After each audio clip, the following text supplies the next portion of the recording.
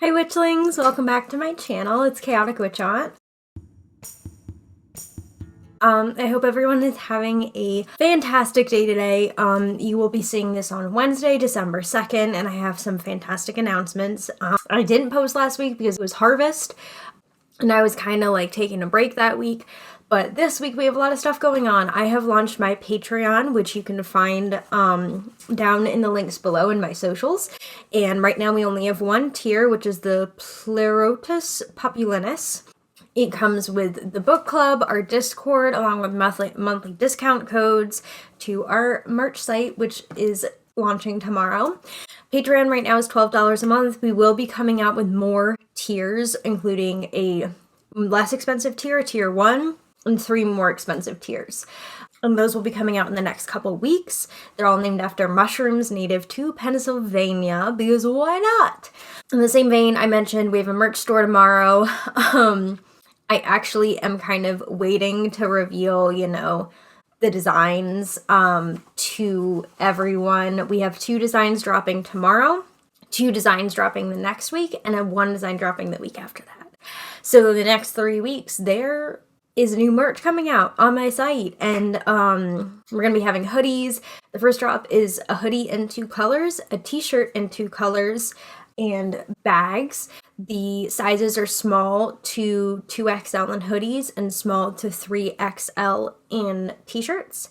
And we will be kind of, making new products with designs and releasing new designs in the next coming weeks. It's exciting. It's really exciting. We worked really hard on it. I'm linking the artist down below as well. Her name is Liz Hazard. She's Philadelphia-based, one of my friends. She is absolutely amazingly talented, and she deserves all the attention you can give her. So please follow her art Instagram. Please, send us pictures or tag me in pictures with you wearing the merch. But yeah, so that's happening. Tarot restocks are happening this Thursday at 11 a.m. Eastern Standard Time. Also on my website, which is chaoticwitchaunt.com. Put it right here. And it's also linked in my socials below. And we are now only restocking bi-weekly. If you want more kind of solid updates with announcements, etc., definitely follow my Instagram. That's where I do kind of most of them. And I also will have like stories answering questions about the merch under the merch info highlight, as well as posts for tarot restocks, merch drops, etc. That's the best way to keep it up. TikTok is also, most of you found me from TikTok.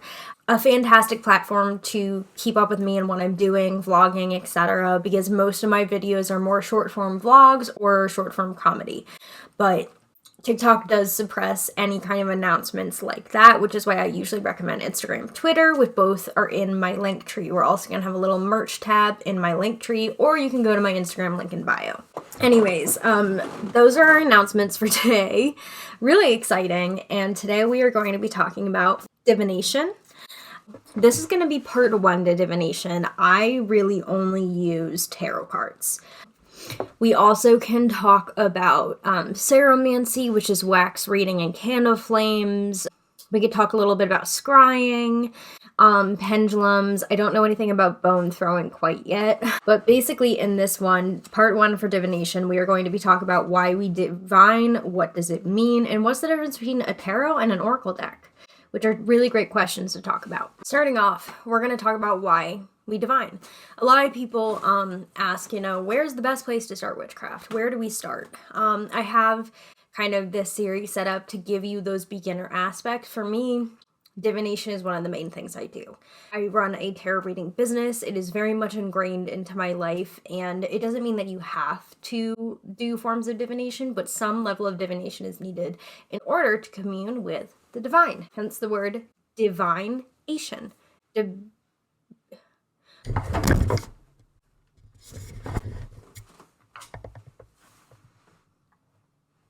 I almost lost my microphone.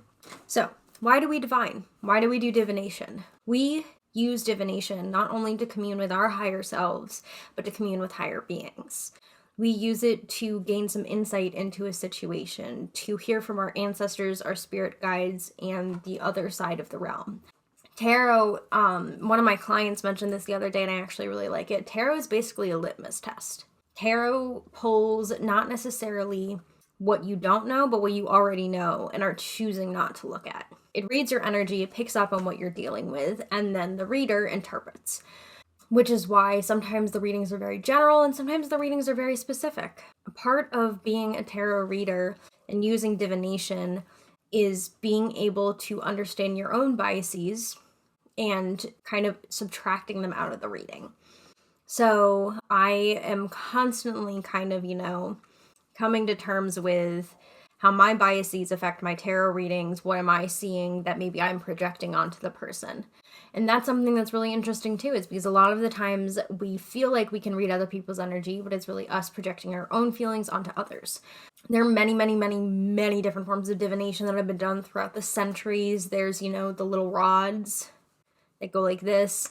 People sometimes refer to a Ouija board as a divination method. I do not recommend a Ouija board. There are pendulums, pendulum boards. Tarot cards are probably one of the more popular ways. Cardomancy. You can also do that with just regular playing cards. There's bone throwing. There's the cowrie shells, which is a closed practice. Don't do that. Everything. Sometimes people divine through the bottom of tea and the tea or coffee remains. In Italian folk magic, they divine the pizza dough. And they see how they tell from there. There are so many methods that it's actually really difficult to think of them off the top of your head. Divination as a mode of understanding ourselves and the higher realms have been around for centuries. It's sometimes depicted in the Bible. Some misconceptions. It is not fortune telling. I cannot tell your future. I cannot see the future. I can pick up on possible outcomes and then help you decide the best route for you. And I always describe this as I'm picking up on energy. I'm picking up on your energy and the few paths that your energy is most likely to go. So patterns that have been recurring, new opportunities, patterns that are going to come up in the future or cycle back through. From there, I put a limit 3 to 6 months on being able to see into the future. Past then, nothing. I cannot tell you who your soulmate is. I will not describe him in detail unless he's already in your life or she or they are already in your life. I cannot tell you who you are going to marry. I cannot tell you where you will meet them. I cannot tell you how many kids you will have unless you are pregnant, and then I can do some sort of divination that my great-grandma did to say if it's a boy or a girl, and there may be some forms of divination that people consider fortune telling. I usually say if someone's advertising on knowing everything or knowing your future, I usually consider that a red flag because there's no way for us mortals to completely discern our fates because there's so many different options. We are constantly changing and manifesting and adapting to our surroundings. We are constantly switching paths. We really do, create our reality, and you can pick up on where those paths are and what they mean and what you need to do and what's best. But I can't tell you for sure that I know that you're going to make a certain decision because I'm not you. I know what the cards know, and what the cards know picks up on your energy as well as a little bit from the universe. Usually I say it's about 60% your energy and what you subconsciously know, and then 40% higher self, spirit guides, ancestors, deities, kind of the universe coming in to point you in the right direction. It's great for guidance. It's great for looking through obstacles. It's great for telling future up to a certain point. And I'm just speaking, this is my experience with divination. Obviously, every single tarot reader is different. Every single, person who does a form of divination is different. What tarot does, it has, very complex meanings and a lot of different combinations that can mean a lot of different things.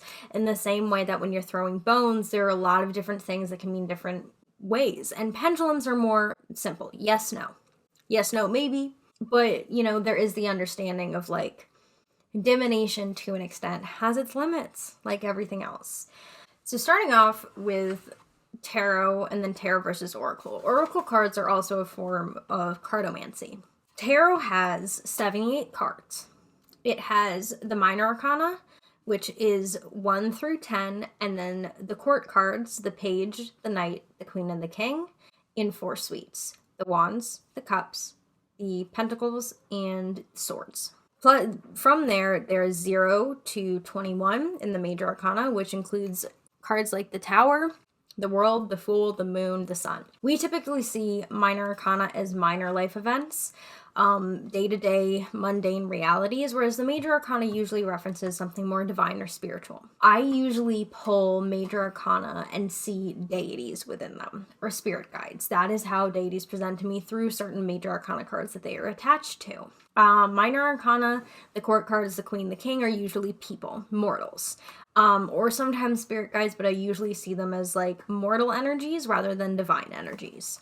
So, and I'll give you an example too of, this is Temperance, which is one of our Major Arcana cards. In this card, I see usually Angel Raphael, Archangel Raphael, because of the angel wings, the blonde, and sometimes, deities associated with Aquarius, the water bearer, because of the 2 cups. But Temperance is always a card that to me feels more like patience with yourself and others than a specific deity.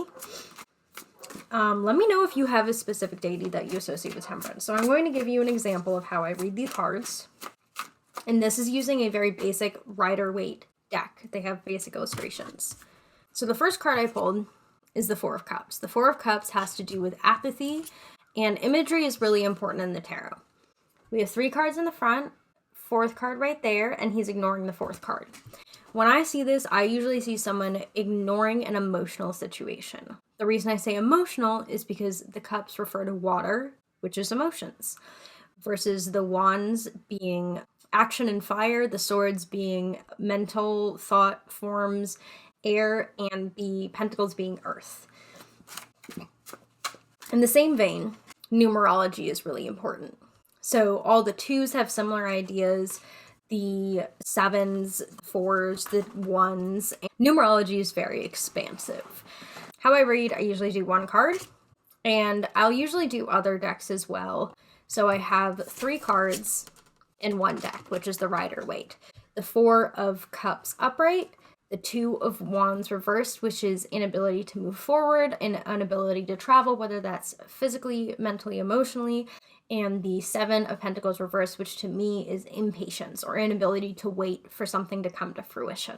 From there, I usually pick up a different deck. The reason I do this is because all these decks I have different relationships with.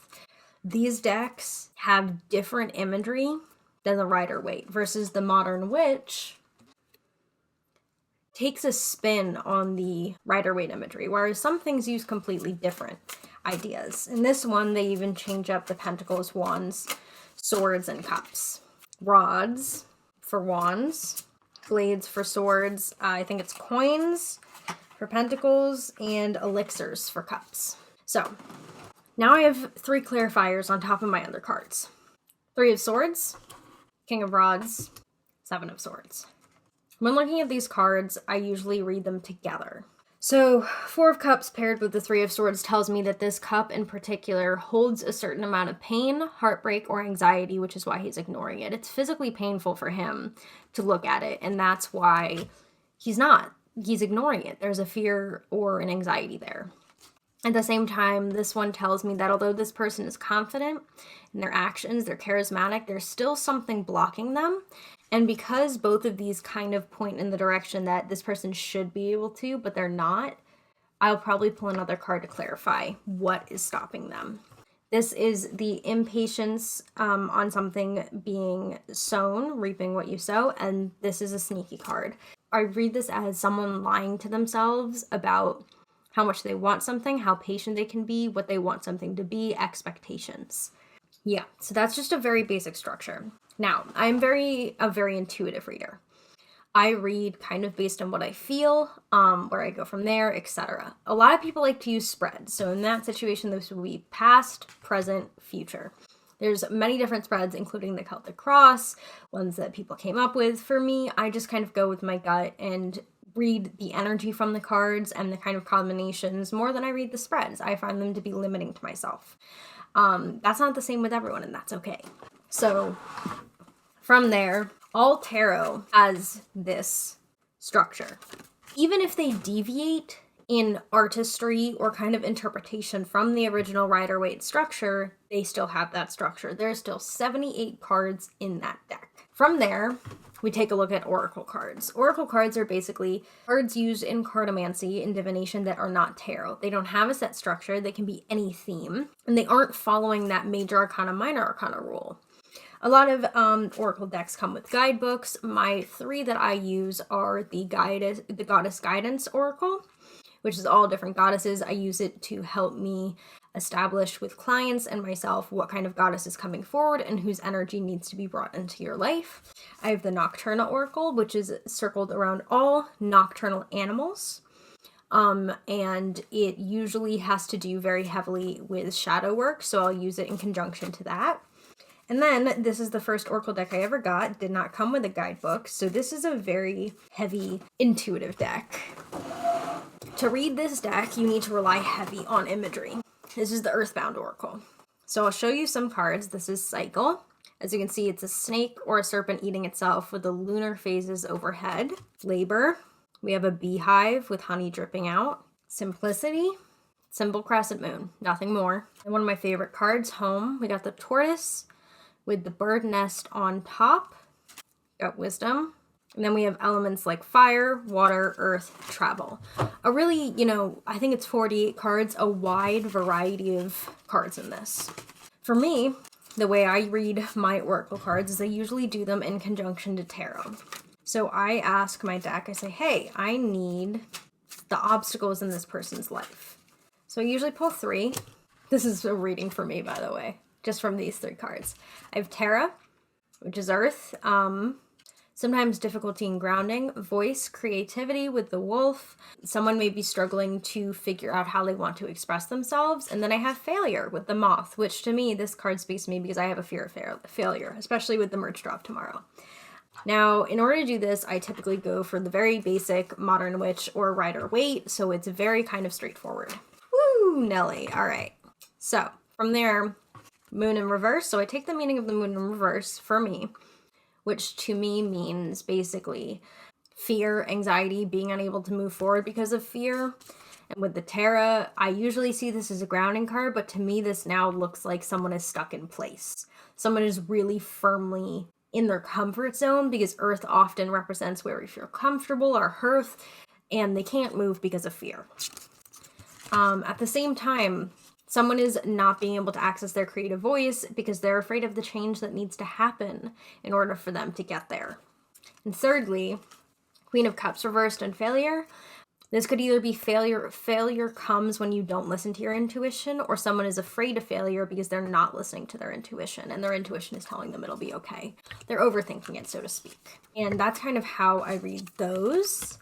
One of my most asked questions is, difference between Oracle and Tarot. So there's that. From there, I can talk a little bit about, how do I use these decks to commune with the divine? The way that I use my tarot decks to communicate, or my oracle decks, is I have specific cards that I associate with specific beings and deities. Now, you can go through and assign them one by one, or you can just go with what you feel. Obviously, the sun relates to Apollo, the Empress to Freya, the devil and is related to Kronos, because of the Baphomet and horn imagery. I also tend to use cards with more animals on them, so it helps me associate with there.